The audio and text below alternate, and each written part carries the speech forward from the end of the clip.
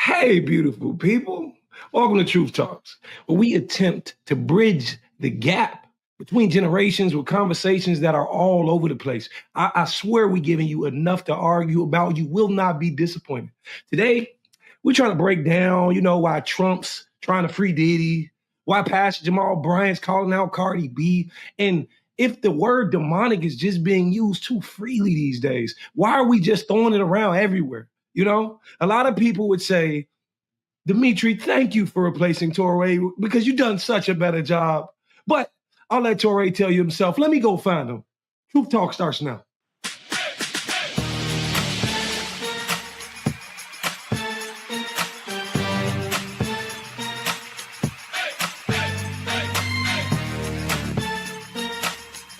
Are y'all ready to roll? Let's go. Wow, Dimitri, that was amazing for somebody who's working in their second language. I applaud you. Good on you. Good job. Wow. Welcome, truth tellers. We got a lot to unpack tonight, from the Diddy trial to where you spend your money to whether or not you should be tithing. Because is everything demonic nowadays? Please welcome my co-host, Dr. Cheyenne Bryant. Damn, I thought you was going to be on mute this whole episode or not here when I saw Dimitri do the intro. But unfortunately, truth tellers, we're stuck with my brother Torre again. Anywho, yeah, we got some good hot topics. And I just have to, I need some time to process the fact that I got to deal with him for a whole nother episode. I'll be back. I am happy to see Reva Martin here. How are you, my sister? I am fantastic, having a fantastic time hanging out with the truth tellers. And I called his mom to make sure it was okay. He can stay with us for the whole hour, Dimitri Wiley. It is a pleasure to be here. Happy Friday. You got out of your babysitting duties, so now you're free for a little while. Thank God for that. All right, let's get into trending true story number one. Donald Trump was asked if he would consider pardoning Diddy, who faces federal racketeering and sex trafficking charges. He's still on trial right now, so it's probably a little early to even ask this question, but of course, people are asking the question. Trump did not commit to a pardon, but he said he would think about it. Take a listen. You mentioned once in 2012 that Diddy was a good friend of yours back then. He has since found himself in some very serious legal trouble. Yeah, that's true. Would you ever consider pardoning him? I know people are thinking about it. I know they're thinking about it. I think some people have been very close to asking. First of all, I'd look at what's happening. And I haven't been watching it too closely, although it's certainly getting a lot of coverage. So, I don't know. I would certainly look at the facts. Reva, the trial's still ongoing, so it's a little early to be talking about a pardon. He might be acquitted. Nobody knows. So there's a lot of ifs here. But if someone is convicted in a case like this and then pardoned, what does that say about the justice system when the president is able to pardon people, not because he's articulating something happened wrong here, but because I like that person or they gave me $1 million? Well, we know, Torre, when the pardon comes from this president, it says a lot about the corruption in our government. And to be clear, you can be pardoned midway through a trial. You can be pardoned after you've been indicted. So the president, if he wants to, he doesn't have to wait until the jury comes back with a verdict. He could call up the Department of Justice and tell them to drop the charges against Diddy, or he could issue a presumptive pardon. So let's be clear about that. Next, this makes my stomach turn. When you think about Donald Trump and the pardons that he's done since he's been in office this term and his former term, he is number 3 on the list in terms of the number of pardons that have been issued. And as you said, not for people who served excessive time, say for low-level drug offenses or people who are caught up in our criminal justice system and are serving excessive time because they're Black or brown. But his pardons primarily are for his friends, for his political allies, allies. We saw that with the 1,500 insurrectionists that he pardoned pretty much on day one of his second term. So when you think about the people that Donald Trump pardons, even the Chrisleys, the reality show folks, they defrauded banks out of $36 million. And they are walking away after serving just a fraction of their time. Meanwhile, you and I and everyone on this show and all of our audience know that there are Black folks serving life for stealing a pack of gum. So these pardons aren't justice. In this case of the Chrisleys, is white privilege. And in the case of Diddy, it would be demoralizing to the Department of Justice and to our jury system as a whole. Yeah, Dimitri, we've seen NBA YoungBoy and Kodak Black and Larry Hoover pardoned by this president, but maybe Diddy will happen. But it seems a bit strange to have somebody saying, I'm going to pardon people because I like them, not because there's a mistake in the system, not because something went wrong and we can deal with that, but because I like that individual. Like, that seems like a strange way to run a country. But you got to ask yourself, is he saying I'm going to pardon them because I like them, or is he saying I'm going to pardon them because you like them? The idea that you'll like me if I set your people free. I'm giving you what you want, right? Ain't that what I'm doing? Criminals love to help criminals. After this, we're going to see if the next president pardons Donald Trump because his ass need to be locked up. That's how I see it. Jesus. Doc? Diddy would be pardoned because he would be exactly a political ally. Trump doesn't do anything without strategy, without an end result. He works backwards. He sees the end and he starts to work from there. And so when he says, I'm pardoning this person because I like him, it's because they can benefit me. I can benefit from them. And so we all know that, like Republicans do, which I don't blame them for this, they strategize. I do believe that he is looking at a strategy. And even if Diddy isn't a political ally today in 2025, you got to remember how quick people forget things. People are still playing R. Kelly's music all on the radio in their home. And so, in 2028, I think Diddy could be a really big ally for Trump if he gets out 2025 and has 2-3 years to redeem himself. Absolutely. And I also want to add this. I think Diddy's his team would be absolutely stupid to not at least ask to see if why would they not inquire for Trump to do it? If I was representing him, that'd be the first thing I try to do is, can you pardon him? And try to make some type of negotiation with Trump. There's absolutely a chance that Trump might pardon him. I don't think he really cares or even understands the law. I don't think he cares or understands the danger that this person could represent to the community.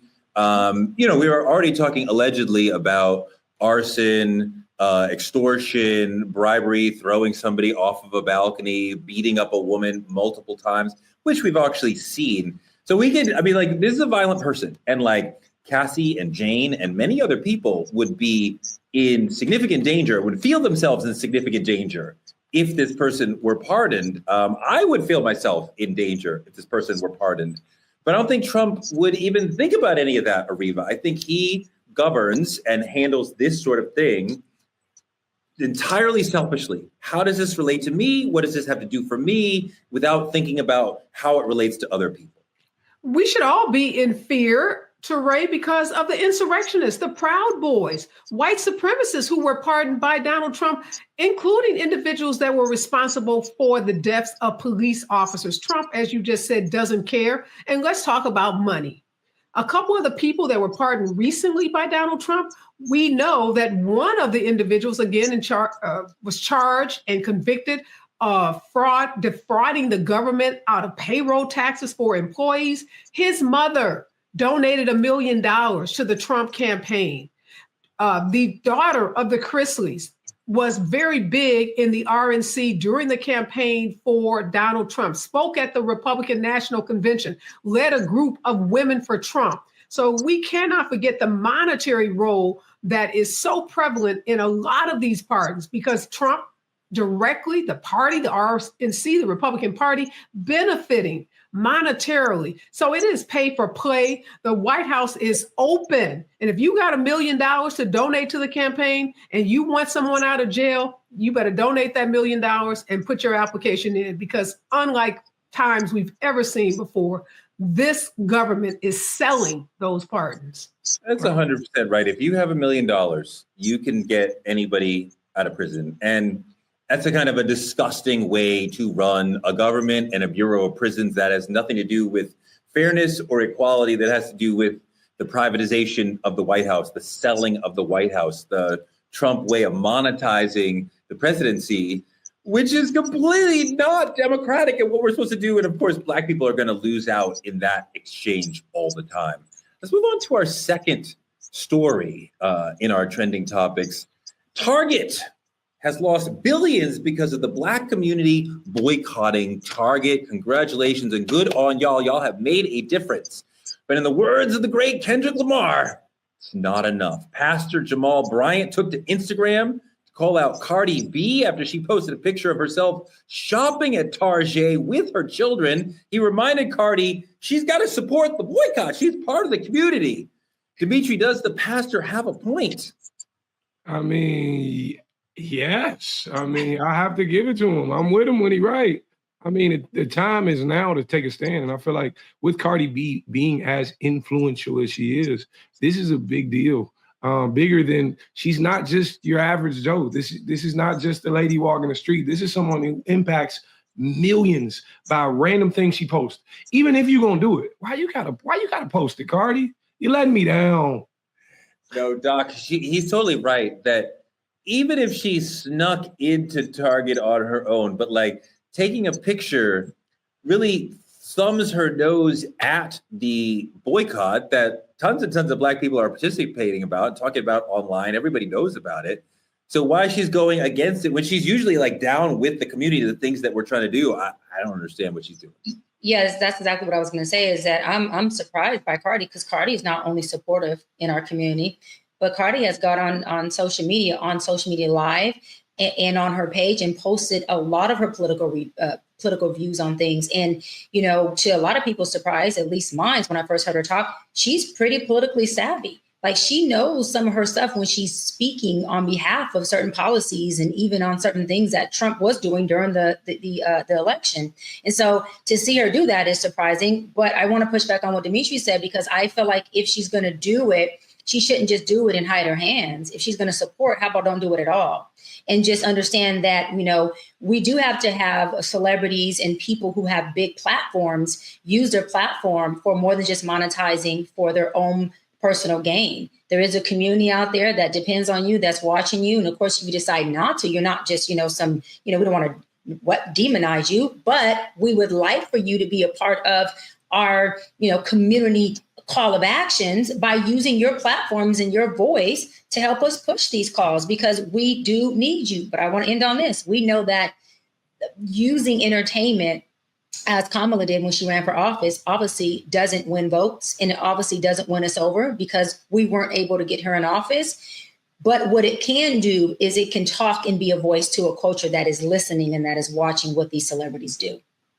But really, is that the case, Dr. B? Because we saw every celebrity possible come out for Kamala Harris during that election last year, and now they are experiencing backlash in social media. A lot of them are being blamed for why the Democrats lost the election. So on one hand, we're saying celebrities, use your platform, be a voice, speak out, get involved in politics. And then when they did it at the highest level, from Oprah to Beyonce to just about every A-lister you can name in Hollywood, the people spoke, and the people said, celebrities, go drill a basketball, go sing a song, go dance a dance. It's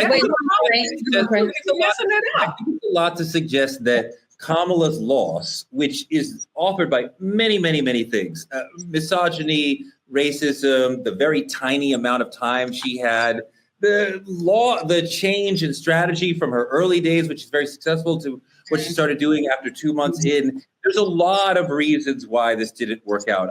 It's very hard to blame this on, well, you had celebrities that didn't work out, so celebrities don't. That's difficult. Yeah, got it. So again, my theory is the way that she went about it, which is using entertainment, using sexy red, using rap, using a narrative that is negative in our community.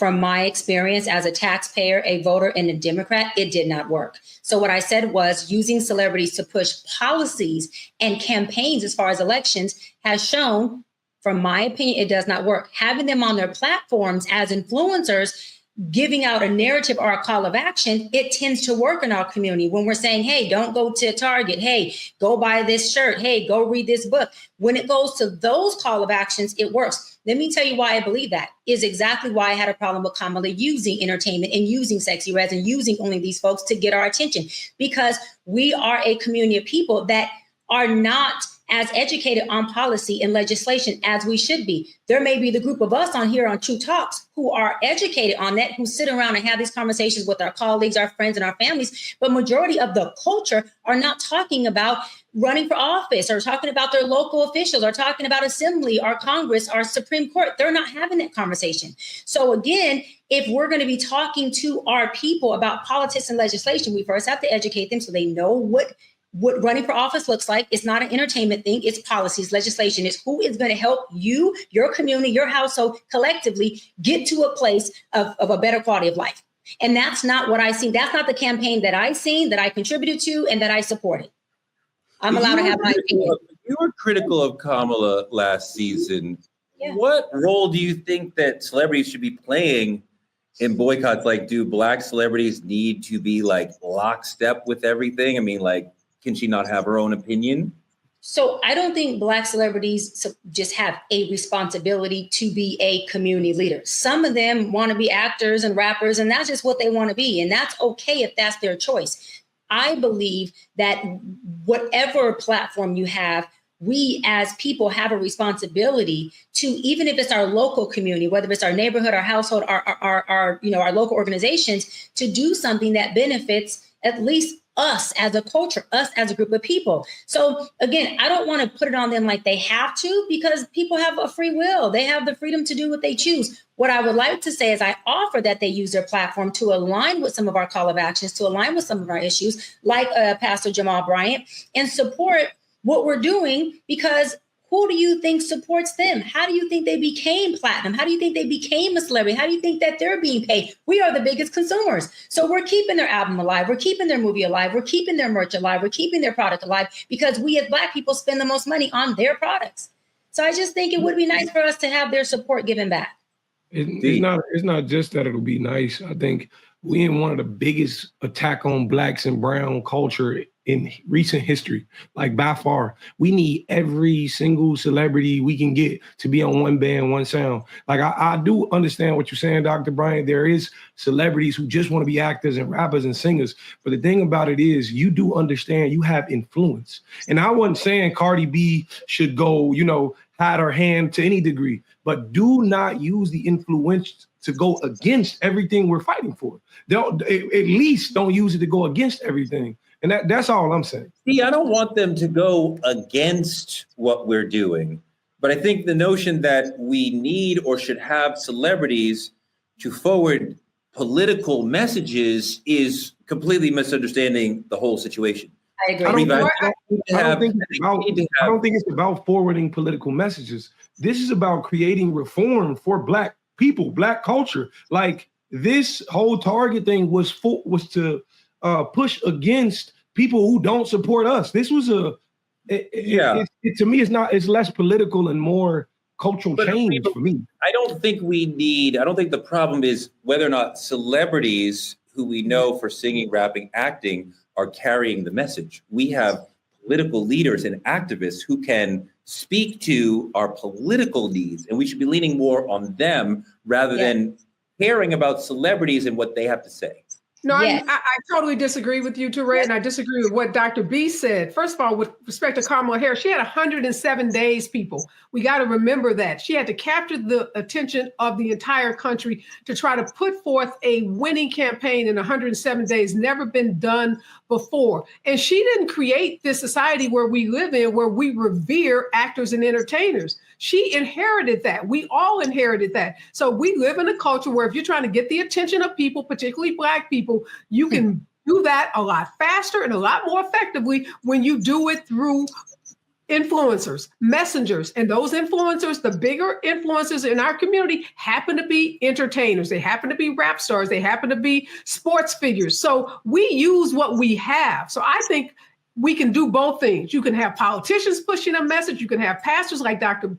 Jamal Bryant pushing a message, but absolutely, we should call on our celebrities, those that we have made big, those who we have poured our hard-earned money into to get them where they are. We have every right to ask them to show up for us and to support causes that are going to lift up everyday people, poor people, working people, mothers, and single parents. Yes, we should be calling on them. And shame on Cardi B. I love her. I love her music. I love what she usually stands for. But I think this was a big misstep on her part by posting that picture.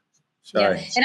And I just want to say, hear you, sis, but obviously push back. I think that our political leaders need to have more respect for our community. They need to understand that we are not just entertainment. We are not just athletes, that we are educated, that we are doctors, attorneys, community leaders, elected officials, commissioners, mothers, and all those things, that we can handle talking about policy. We can handle talking about legislation. We can handle having real conversations at the table. You don't have to commingle somebody who's popping their ass on the stage. You don't have to commingle somebody who's rapping to get our attention. We should be a community of people that don't always have to have entertainment in order for them to get our attention. We should be able to be at the table having conversations about what politics is about. It's about legislation, policy, and leadership, and who is going to lead us, not who is going to entertain us. What we have in office right now is a Hollywood entertainer. And this is exactly why we have a circus, because he's doing more entertaining and making money than he is serving us. This is why I push back on the fact that we have to understand as a people, there's a time to be entertained, but there's a time to have a real conversation that has to do with policy, leadership, and it does not have to do with a dropping it like it's hot, a rap video, or some big production for our people to be gathered and mobilized to a table. Totally think that. Now what you're doing is you're getting into the particulars of who that entertainer is. Like, you're making references to people popping their butts, twerking, or whatever. Mm-hmm. So you're going into the quality of the entertainer. Maybe you didn't like Sexy Red or someone else that was on the campaign, but the reality is you look at cable news stations, you look at the number of Black folks that are watching cable news and other stations that are related just to or dedicated just to politics. Those numbers pale in comparison to the numbers of folks who are watching entertainment related shows. You can't deny that. So the reality is entertainment is huge in our community. I mean, of course, entertainment is huge, but if we don't have entertainers who can effectively explain and articulate the political issues, then a whole conversation is lost. I go back to Colin Kaepernick, who had a beautiful and powerful physical protest on the sidelines. And then we go in the locker room and try to ask him to talk about these issues. And he is not the most articulate talker on these issues. And it lost some of the power of his protest, that he couldn't explain it. And that's something that Pastor Jamal Bryant or other activists are better at than some of our entertainers. Let's move on to our politicking segment, which is kind of heartbreaking, as it's been typically usually. Trump and Stephen Miller are back on the travel ban bullshit. Their recent ban has affected a large population from Haiti that will stall or cancel all kinds of life-saving procedures for at least a dozen kids or young adults. The ban goes into effect Monday, offering exceptions for those who are lawful permanent residents or traveling for the World Cup or the Olympics. But there's people who have serious medical necessities that may be coming here looking for open heart surgery or things that can save their lives or change their lives and make their lives much better. There are children diagnosed with rheumatic heart disease that need help, and the travel ban is affecting their life. There's a large population of Haitian folks in Massachusetts that this is affecting. Let's take a look at that video. A directive to push more than 500,000 Haitians out of the United States in less than 6 months is being called unrealistic and unfair by Jeff Thielman with the International Institute of New England. You will see communities ripped apart. You will see families ripped apart. They followed legal pathways to get here. They did everything that they were supposed to do. The Department of Homeland Security says about 57,000 Haitians registered for temporary protected status following a devastating 7.0 magnitude earthquake in 2010. That status was renewed under the Biden administration in 2021 amid civil unrest after the assassination of Haiti's president. This will have disastrous consequences for them. These are people that have been here, some since 2010. A lot of them have had U.S. citizen children here in the U.S. Under the Biden administration, Haiti's temporary protected status was extended through February 3rd, 2026, but protection from deportation and work permits are now set to end on August 3rd of this year. They knew what it was when they came here on temporary. It says right on it, temporary. So they knew it was temporary. And the temporary is over. Louis Murray, chairman of Bostonians Against Sanctuary Cities, is applauding the Trump administration for following through on mass deportation promises and scaling back the use of temporary protected status. The Haitians have had a chance now since the 2010 earthquake to kind of get their act together, and now we have a chance they can go back safely and rebuild their lives. America has a long history of turning Haitians away in the most dire human circumstances, really sad stories. If people have applied legally and received refuge, what right do we have to send them back? And how often are we actually sending people back really based on political motives rather than actual legal questions? Well, Teray, before Donald Trump became the president, if you were a legal resident of the United States, if you had migrated here and you had done everything required by you, by law, to become a resident, you didn't have anything to worry about. But all that changed when we being the country, elected Donald Trump as president. And look, when people show you who they are, believe them. And he showed us when he was running. He told us what he was going to do as it relates to immigrants. And I guess what some of his voters are now saying is they didn't understand that he was going to trample on the constitutional rights of individuals here. He was going to totally disobey their due process rights and basically decide to make the lives of Black and brown immigrants in this country a living hell. He's always had a disdain for Black and brown immigrants in a way that we don't see. He has towards like white South Africans who he has embraced, who he's opened his arms to, who he has, applauded and brought them into this country. So this is the same old Trump 2.0, racist Trump 2.0. The travel ban is another just demonstration of his anti-Blackness and his disdain for people of color. Dimitri. He said, it's okay, you can go back home and die. Imagine a policy ignoring the pulse of a dying child. And I hear you, Ms. Martin, I hear you when you say, this country is currently saying, I didn't understand what he meant and what he was going to. A lot of these motherfuckers understood. A lot of these motherfuckers knew exactly what this meant, and they agree with it. And that was the problem. A lot of people knew, and now that it's in effect, they just clapping behind closed doors. A lot of motherfuckers knew, and I think that's the problem. Doc. Yeah, I just think it's completely inhumane. Completely inhumane. Again, I'm one who believes healthcare is a human right. Mental health is a human right. And then the dude who was in the video says they've had enough time to go back to their country and get their lives together.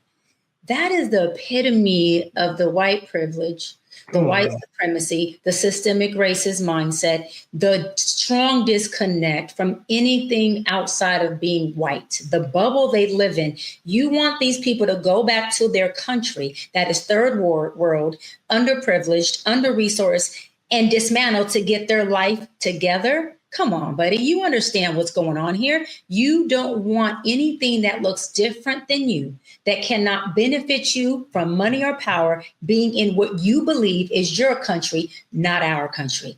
That is a problem. That's a huge problem. Let me say this, Dimitri. When I say some of these people are saying they didn't understand, what I'm speaking to is I've seen a large number of Latino voters expressing voters' remorse. We know Trump won a greater percentage of Latino votes, particularly male votes, than what anyone had anticipated. And now when you see these raids of predominantly Latino communities, I've seen folks on TV saying, I didn't know, we didn't know. What they really meant was, we thought it was going to happen to another community, not our community. They didn't care as long as it didn't hit home. But now that this is hitting home, folks they're being forced to wake up and to accept that which they have been in denial about since Trump has been elected. And Ariva, this is True Talks. And so because you said they knew, they just believed and hoped it would happen to another community, because it's True Talks. Can you say loud and clear what community that they believed and thought and hoped it would happen to and not theirs? I just want to hear it. They thought it would just be us, as long as it was going to be Black folks. We are always at the bottom. We are the ones that suffer the most. And then it is the Latino community. It's Black and brown folks that suffer from these racist, oppressive policies. But a lot of folks, Dr. B, and you know this, everybody on this show knows this, a lot of folks who are Black and who are brown identify as white. They like that white proximity, and they think by being white proximate that they are going to reap the benefits of white privilege. They're going to reap the benefits, the protection that white people in this country get. And then they get this rude awakening when ICE comes knocking on the doors of their friends, their neighbors. And then they have to realize, you know what? I guess I'm just ISIS. Because Jay-Z said it best. Ariva, he said after all that, still nigga. Go on, Torre, tag you it. I mean, the thing is that, we have people coming here looking for medical help, and we're treating them this way. And this country has been a beacon for immigrants, political, medical, all sorts, for a very long time. And to see this country turn recently and in recent years to say, now we're going to be evil and mean to immigrants and get rid of them, that is the opposite of what America has been for a long time. Well, Teray, if you're white Africana, you can come here and say that you are in fear of your life. You're in fear of Black South Africans killing you on your farm, and you can find refuge. You can find support. You can find solace. You can find a home. You can find resources. It's just if you are not white. So we got to be real clear. These immigration policies are not utilized. They're not applied. They are not executed on a race neutral basis. When you look at the 12 or 13 countries that are now the subject of a travel ban, 7 or 8 of those countries are Black or brown countries. So this issue, this inhumanity, this evilness that we see around immigration, it does not impact all immigrants the same. It is our communities that are disproportionately impacted by these inhumane policies. No, absolutely. What we see out of the relationship, the relationship to the brown folks coming from the southern border and folks wanting to come from Africa who are not the white South Africans, it's clear that there's a desire to whiten the country, get Black and brown people out of the country if possible, bring more white people into the country. Let's move on to segment 3. Real talk. Some people feel like everything is demonic right now. There's a growing outcry from Christians who are like, it seems like everything is demonic. And we can't even understand where we can go. I went to the Cowboy Carter concert the other day in New Jersey. It was extraordinary. And there are folks who are saying that they rebuked me, that I was wrong as a Christian for going to such a thing. Let's listen. Let's let the sister talk. Any of you that are going to Beyonce's concert, I rebuke you in the name of Jesus. Because there was and you know what rebuke is? It's a sharp disapproval of something that you're doing. It means that you're going against the standard of Christ that you're living in. Ariva, do you understand why the sister and others, that she's not alone, would think that Beyonce or just any of the major pop cultural things that we are all about nowadays that are demonic? Well, I understand that's what they've been taught. I understand that if you grow up in certain Black churches, you have been taught that. I had a friend who told me the very same thing, that she told her mom she was going to the Cowboy Carter concert, and her mother told her that it was demonic and that Beyonce basically was the devil. And, I feel sorry for a lot of these Christians, Teray, because they've been brainwashed.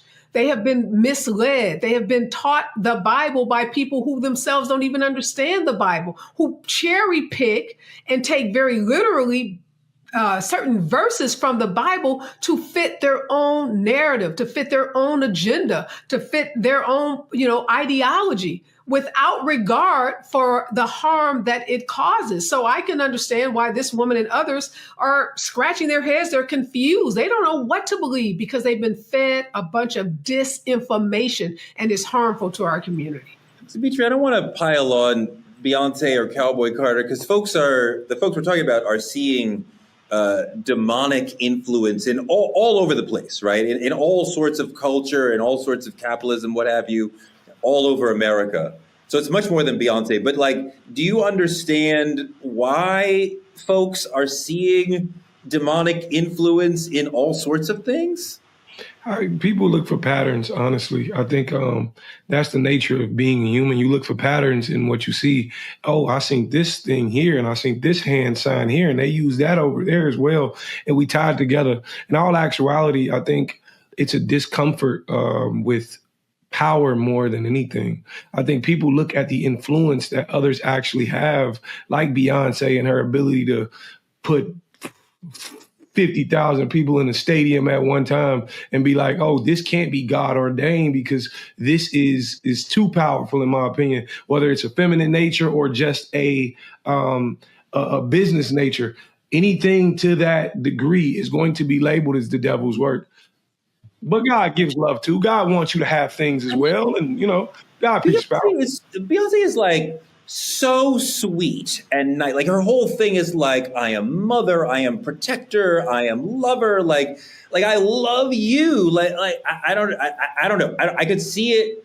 I could see the idea with other people better, but maybe I have no understanding because I went to Emory in Atlanta and there was a very robust and beautiful Black Greek scene. We got to know most of the Divine Nine organizations on that campus and on the AUC campus as well. And I found these organizations to be really powerful, really inspiring, really interesting. And yet some folks in the community we're talking about are saying the Divine Nine also has demonic things that are holding you back from your relationship with the Lord. Let's see the sister talk about wanting to leave or feeling a need, feeling called to leave sororities so that she could be fully present for her marriage. Roll that. One of the other things was Delta. And he specifically said, I can't put you in covenant with your husband until you break the covenant with Delta. Yes, that's what you said. Mm-hmm. And I didn't know what the Lord was talking about. I'm like, who in covenant with Delta? What is a covenant? What that got to do with my husband? Lord, you speaking another language to me. But even though I didn't understand what the Lord was talking about, I knew I still have to be obedient and come out. I understood that, denounce. Yeah. So you didn't understand why. I didn't understand why. Yeah. No, I had no idea why. Even when God was telling me to denounce, I said, but why? Delta has been nothing but good for me. Yeah. Reva, do you understand why it would be a contradiction for some people to be in Delta Sigma Theta or Alpha Kappa Alpha, whatever, and then also be married? I don't see why that's a problem. And I know a lot of sisters who are married and AKAs and DSTs, what have you, and brothers, APHIA, Q, all the things, Kappa. Shout out to those I didn't mention, no shade. But I don't see the challenge.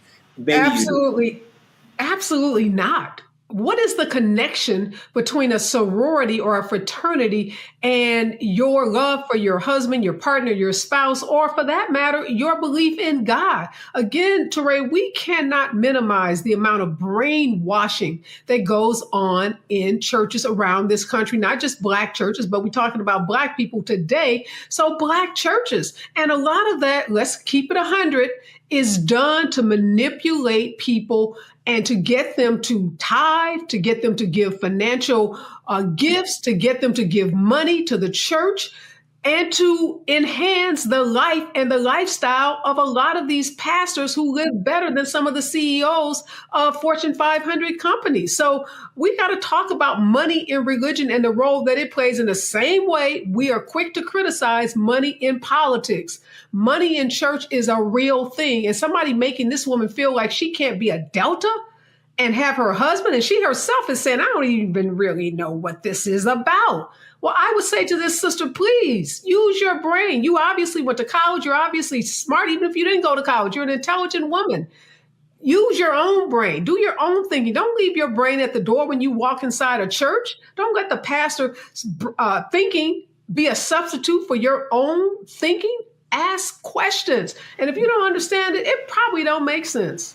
We've seen two sisters talk about their side of this. The brothers are having some of the same thoughts around this. We got a fraternity brother destroying the things that mark him in the fraternity, which is a big deal if you're in the fraternity, and the work you have to do to get into fraternity is very hard because of Christianity. Let me see that clip. So today I am denouncing my Greek letter academic honor societies. So, as you may know, people have been denouncing the Divine Nine organizations, and while I have my own personal opinions about them, not all negative, not all positive, however, through my personal conviction as I'm growing in my faith even the more, some things I don't want to pledge my life to for eternity, it is not to Jesus Christ. And so whether that's a Greek letter organization as a fraternity or sorority, Freemason, whatever the case may be, even academic. A lot of times we pledge and we make these oaths and allegiances to whether it's fraternity, sororities, Freemasons, Eastern Stars, even academic honor societies, or even public organizations like Jack and Jill and things of that nature, without understanding the history and the why behind it. And so this is my, how can I say it, my denouncing video. And so, yeah, here I go about to shred.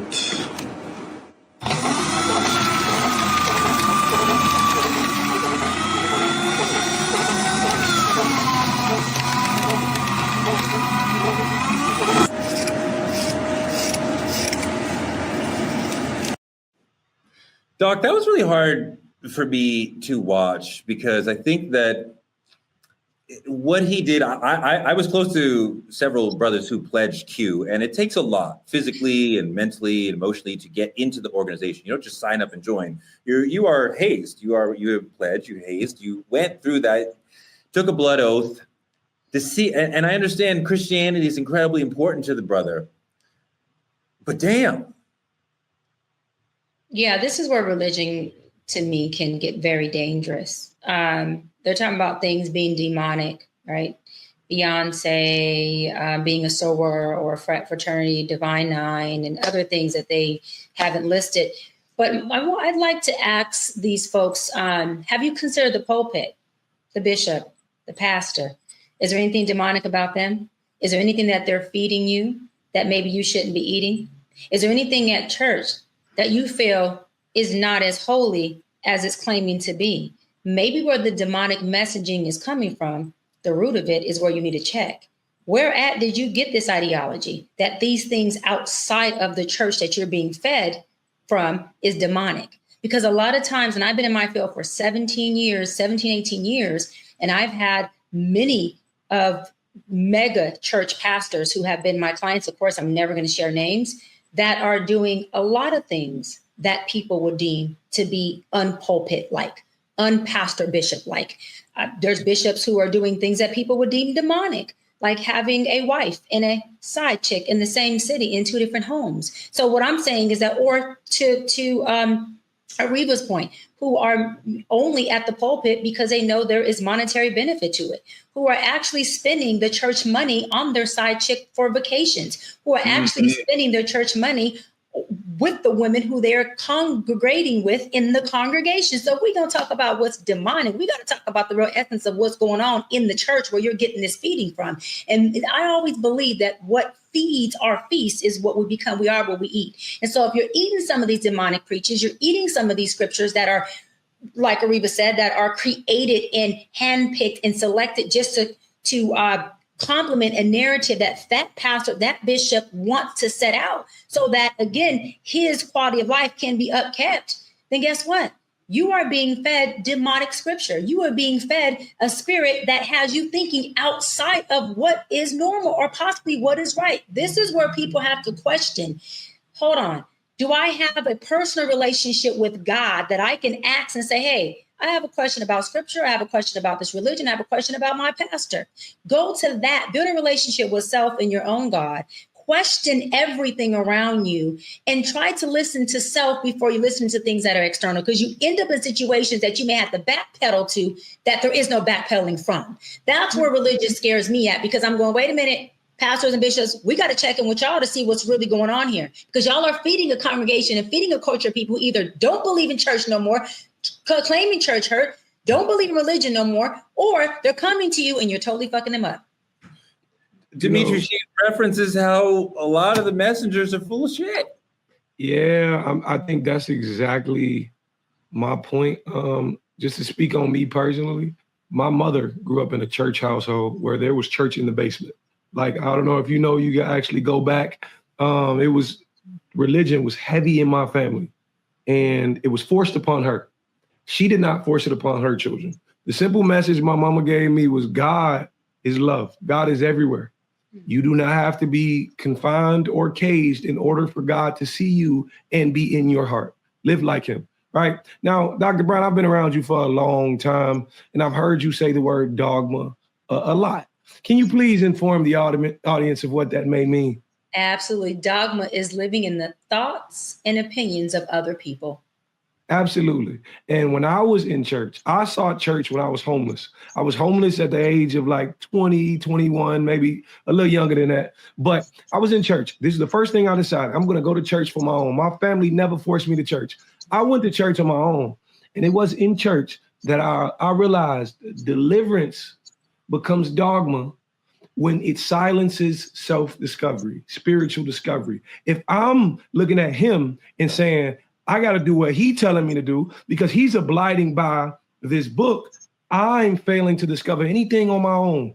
And I'm going to say it one more time for, those who are listening and those who are on the same journey. Delivery becomes dogma when it silences discovery. So get out there and figure it out for yourself before you start cutting things you work for. Because just like you said, Torre, it takes a lot to get into a fraternity. And it means a ton to those people you're standing next to. And so before you burn anything, shred anything, or throw anything out the window, make sure you're doing the research for yourself on how you want to live. The bigger notion for me is, why does Christianity have a chokehold on us as Black people? And I understand there are many Black Muslim brothers and sisters in this country, and there are some Jewish brothers and sisters that are Black in this country. But for the most part in America, we are Christian. And at a certain point, you're like, why? And I have an idea why, but I want to hear a little bit of Dr. Umar talk about it before we get into why. Religious institutions take three things from Black people too much and too often that we can't afford to waste. One is our time. The church takes a lot of time. I know because I was raised in it. Number two, your hope. You got people believing that through this vehicle, something is going to happen and nothing of the shows. And the third, and that is our money. Y'all taking donations and you're not doing nothing for the Black community. This money is needed for us to save ourselves. We can't afford it to throw it into religious institutions who don't do nothing but pray. Ariva, when I think about the Black community and Christianity, the conversation has to begin with slavery, right? And the way that Christianity was used to control Black people. And I think that we were acculturated to Christianity in America, and it becomes part of our relationship with America and how we survive in America, and there's times when it uplifts us as individuals, as a community. Dr. King, the civil rights movement, hugely important. But it is a holdover from slavery, is it not? This is why we are, as a community, so enraptured and held by Christianity. No doubt about that, Teray. And not only are we in some ways held hostage to a lot of those messages that are holdover from slavery, from Reconstruction to the Jim Crow era, but look at the patriarchy in religion. So you're asking the question about Christianity and, should Black folks remain as Christians? But I'm not seeing all of these other organized religions that recognize the equality of women. Most of the organized religions, if not all, have in common the oppression of women. And so I've been asking myself as a Christian, born, raised as a Catholic, go to a Methodist church, believe in God, had some of those same messages you're talking about. And I'm asking myself, why is Jesus a man, and why all the references in church male references? So we got to ask a man to deliver us. We got to ask a man to bless us, to give us grace. What about women?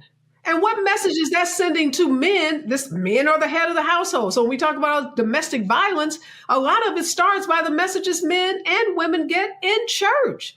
So I've been asking myself a lot of tough questions about my belief system and what the God is that I want to serve and have relationship with. And it is not a male figure. It's not a gender. It's not him. It's not his.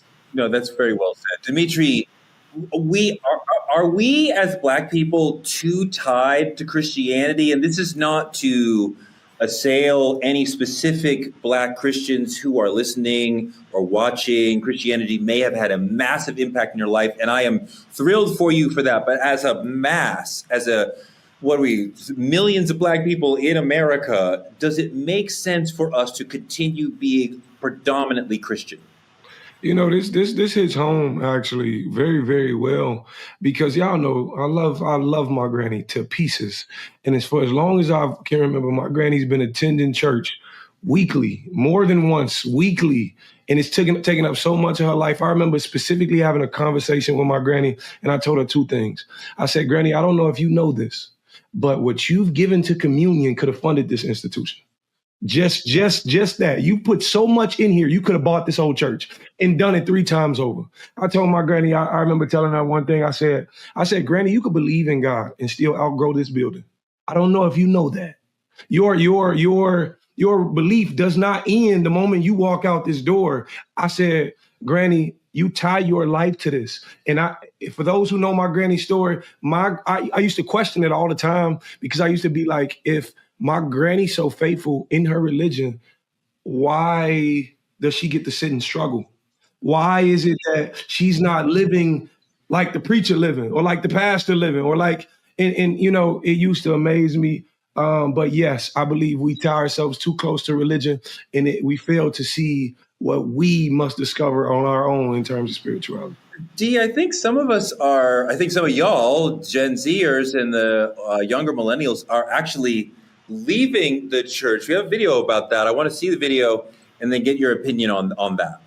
Studies show an exodus of younger generations from the church. Here's their take on why. I'm probably the only person my age group in the church. Everybody else was like 40s, 50s, 60s, 70s. Why do you think that is? We're doing things the same way we've been doing them in the 40s and the 30s, and young people are just not connecting with that. I'm not sure why he's saying that it's only young people. Yeah, Teray, I'm not a Gen Z, but I have 3 in my house. I have 2 and 1 millennial in my household, and for them, they straight call it pimping. They say they call a lot of pastors pulpit pimps, and they believe that church has evolved to that, has devolved to that, and that they can't trust the messengers in these pulpits when they go on social media and they're in their private jets flying to their islands. And again, nobody's begrudging them for being successful, but if you're being successful on the backs of Dimitri's granny, if you're taking the Social Security dollars from fixed income folks like, Black folks who we know in our community who are giving their last dime, and you're flaunting that, you're flying around in a private jet, you're living in mansions, there's something wrong with that. And we need to call that out, whether you call them pulpit pimps or just straight up fraudsters. Dimitri, are we seeing a lot of people around your age, a little older, a little younger, like leaving church, not thinking about religion, like moving away from that entirely? Absolutely. It's you're either moving away from it entirely, or you study it on your own accord and interpreting your own meaning. I know a lot of people who have Bible study online, like off church, outside of this building, I remember going to church, man. One of the biggest things that like noted me was like, it was like communion going around, pass the plate. They start using CashApp, Apple Pay, Zelle, Venmo, all these things. And these pastors these days got more Instagram followers than me. Like it's not making sense. And I think that alone, the influence, we've looked at it and said, how do I know I can trust you? I understand you telling me buy into the book, but how do I know I can trust you? And with social media making it so prevalent into other people's lives, we get to see what your pastor do. You get to hear the whispers in the church and XYZ. So absolutely, we've listened, and we weren't forced by our parents how our parents was forced by theirs. Doc, I wonder what you think of that he's saying that Gen Zers are leaving the church. I wonder if you're seeing that, but he's talking about they still want spiritual education. They still want an inner life. They are searching for that outside of the institution. They are finding it on their own. So they're not abandoning their spiritual life. They're abandoning the church. Are you seeing that from younger folks? Yeah, they want traditional leadership. They want leaders who aren't out painting the town red like them. They want leaders who aren't out till 2, 3, 4, 5 a.m., doing the same type of sinning that they're doing. Now, is it realistic? Maybe not, because everyone's human. But I believe, and I know growing up Catholic and then transitioning to non-denomination Christian, that there was a time where the pulpit at least had a certain level of honoring and admiration that you could have for the person who was feeding you word and a person who was leading you that looked like they had a stable family, where it wasn't the church's business, again, that the pastor is sleeping with the side chick or the pastor's on wife number 4. And then, he's doing these things that are human, but also are not very pulpitish. And now that may sound judgmental, and I'm just telling you what I'm hearing, because I have Bible study at my home every 2 weeks on Monday. My bishop comes here. And that is one of the number one things that the younger generation are saying is, Doc, we love that you have Bible study there, because one, we can be ourselves. Two, you're bringing in a bishop who isn't into the same fleshly, lustful things that we're into. So they're able to separate it and say, hey, there's some hope here. If I follow these principles, possibly I can become more Christ-like, and leadership that shows them not perfection, but what is Christ-like? What do applying the principles that you're teaching us look like? Or are you just teaching it for a transactional exchange of being paid? Churches used to be about relationships and resources. Folks can't even come to their pastors nowadays and say, hey, I need help with the bill. I need help with childcare. Where are the resources at? When you bring up slave days, churches weren't just a place for people to go to get a word. It was refuge. It was resources. It was community. That's where we familyed at. That's all we had. We don't have that today whatsoever. We just have folks that come, they're getting a word, and they have no leadership whatsoever. I just wonder if the message, the spiritual message that's coming from Christianity is still valuable for Black people on a political level. It may work on a spiritual level in terms of guiding your life, but does it work on a political level the way it worked when it was the civil rights movement, when it was delivering us from other tribulations we've been through and traumas we've been through? But we'll see. All right. Fantastic show. Thank you guys so much for rocking with us and giving your heart and your soul in this whole episode. I really appreciate it.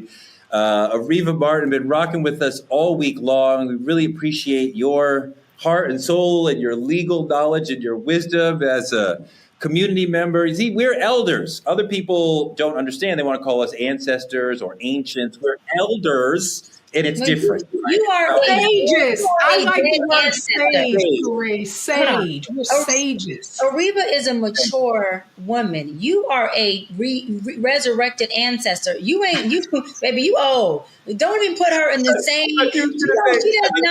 She cannot coexist with you. Two different people. Don't pair my sis with you. Say you're an old boy, which actually people have said that before. I wouldn't understand that. I wouldn't give you that nice of a compliment. I was, not that nice of a compliment. No. That's our show for tonight. Like, comment, and subscribe on our YouTube channel at TruthTalks-Live. Continue to watch us simulcasting right here on the Black Star Network after Roland Martin Unfiltered. Support Black media at CashApp, Truth Talks Live. Support us by advertising on the show and reach our over 10 million person viewing audience across all our social platforms. Small businesses and influencers can partner with us by visiting truthtalkslive.com and become a VIP member of the Truth Lounge and work with us by clicking any co-host room. Get in there and find out what those people are really all about. Truth Talks is here for you weeknights, 8 p.m. EST, 8 p.m. PST on the West Coast. We will be here tomorrow, and we will have Judge Lauren Lakes with us next week. Good night, y'all. Stop calling everything the money. All right.